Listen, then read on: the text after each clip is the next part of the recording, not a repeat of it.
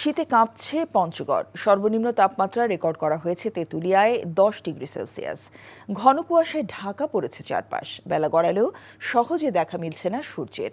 কনকনে শীত ও ঘন কুয়াশায় জুবুথুবু সাধারণ মানুষ। রাতে ও সকালে শীতের তীব্রতা বেশি থাকায় বিপাকে পড়ছেন শিক্ষার্থী, দিনমজুর ও কর্মজীবীরা। খুব দরকার না হলে সকালে লোকজন ঘর থেকে বের হচ্ছেন না।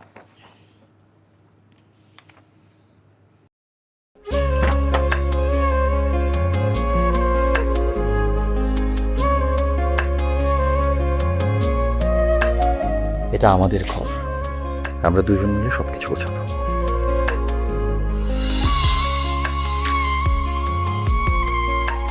বাহ, এই ঘরটা এতদিন মরে আসছিল, নতুন বউয়ের হাত পরে একটা চক চক চক চক করতেছে।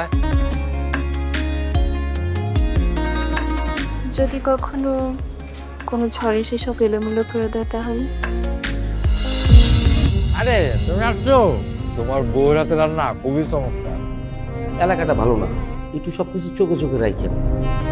আমার খাওয়া নিয়েও তোমার কোনো চিন্তা করতে হবে না। এই যে চুড়ি দিয়েছে, শাড়ি দিয়েছে না যেগুলো, তার কাছে যাও যাও যাও, সরো সরো।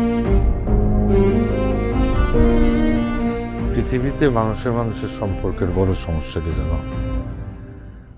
ভুল বোঝাবুঝি।